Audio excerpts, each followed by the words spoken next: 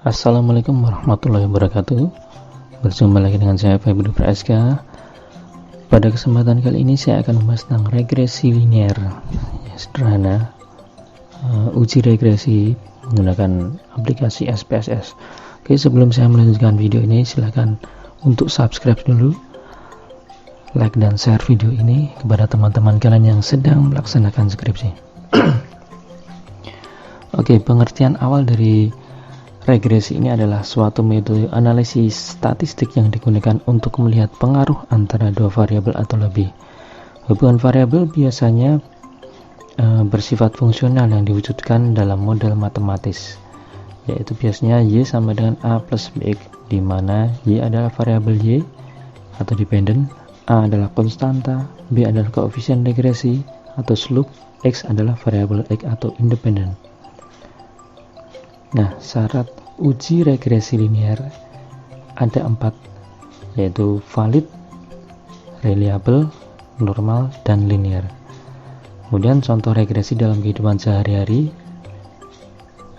ya, misalnya dalam bidang ekonomi adalah mengadakan prediksi tentang pasar potensial dari produk baru, kemudian pertumbuhan ekonomi pada suatu perusahaan, kemudian dalam bidang pertanian, misalnya mengetahui ada tidaknya pengaruh curah hujan dalam ukuran inci dalam bulan tertentu terhadap hasil panen padi dalam kuintal setiap hektarnya, dan masih banyak lagi yang lainnya ya.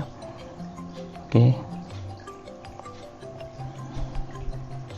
Nah, di sini misalkan saya sudah memiliki contoh tabulasi data. Nah, kita buka SPSS-nya dulu. Nah, ini adalah hubungan antara tingkat kemandirian dengan tingkat prestasi mahasiswa di suatu kampus X misalnya. Nah, kita buka SPSS-nya dulu. Nah, seperti ini ya. Masuk ke variable view.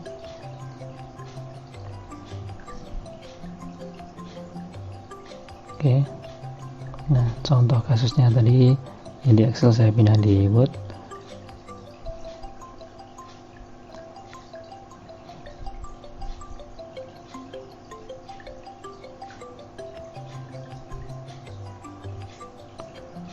Hubungan antara kemandirian terhadap prestasi ya, mahasiswa di kampus X misalnya, seperti itu. Oke, langsung kita kopikan saja datanya. Ya, di sini ada dua variabel, yaitu kemandirian dan prestasi. Oke, untuk name-nya kita isikan X.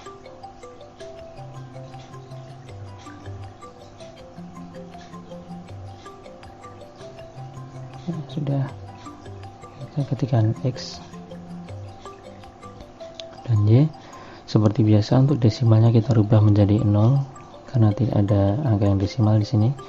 Untuk labelnya seperti biasa, untuk X kita isikan kemandirian dan Y kita isikan prestasi.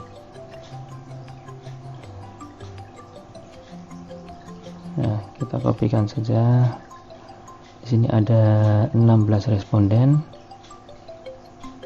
Klik kanan copy atau Ctrl C, kemudian kita pindah di SPSS dengan klik kanan paste atau Ctrl V juga bisa.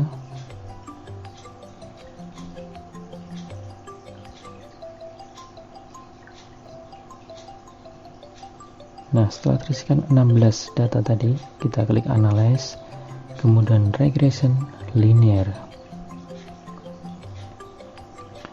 Untuk kemandirian atau variabel X kita pindahkan ke kolom independen dan prestasi kita pindahkan ke independen. Setelah itu klik OK saja. Nah, di sini ada beberapa tabel outputnya.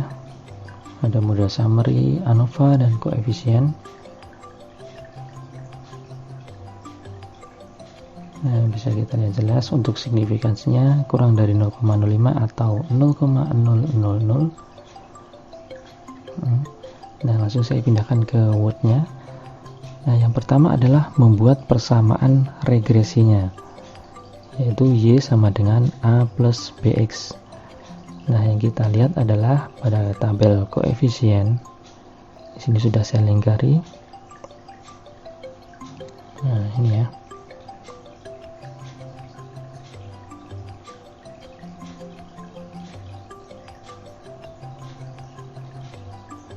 Nah, sudah terlihat dengan jelas. Untuk A di sini adalah konstannya, konstan, kemudian B adalah nilai dari konstanta kemandirian. Maka dapat diambil persamaan Y sama dengan 302,887 plus 9,832X. Koefisien kemandirian terhadap prestasi adalah sebesar 9,532. Kemudian yang kedua adalah uji T. Dari tabel di atas, nilai T hitung adalah 6,609 atau lebih besar daripada T tabel, dan nilai signifikansinya adalah 0,000 atau kurang dari 0,05. Maka dapat diambil kesimpulan bahwa kemandirian mempunyai pengaruh yang signifikan terhadap prestasi. Nah, untuk dasar pengambilan keputusannya saya tuliskan di bawah. Jika signifikansi kurang dari 0,05, maka variabel X berpengaruh terhadap Y. Jika signifikansi lebih dari 0,05, maka variabel X tidak berpengaruh terhadap Y.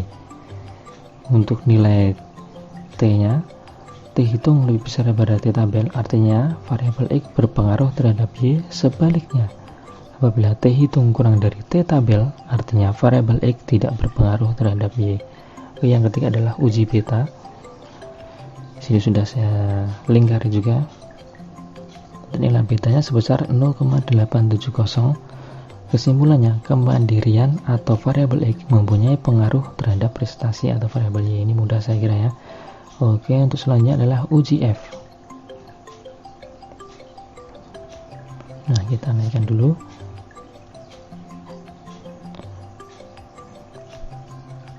Nah, untuk uji F yang kita lihat adalah tabel ANOVA. Di sini sudah saya lingkari. Untuk signifikansinya adalah 0,000 dan F-nya adalah 43,678. Nah, yang kita lihat adalah signifikansinya. Signifikansinya di sini lebih kecil atau kurang dari 0,05.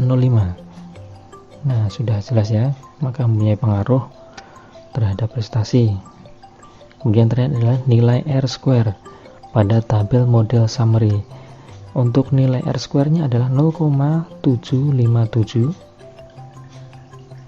atau dibulatkan juga bisa 0,76, sehingga pengaruh variabel X atau kemandirian berpengaruh 76% terhadap variabel Y atau prestasi. Nah, caranya di sini adalah 0,757 dikalikan 100% dan hasilnya adalah 75,7.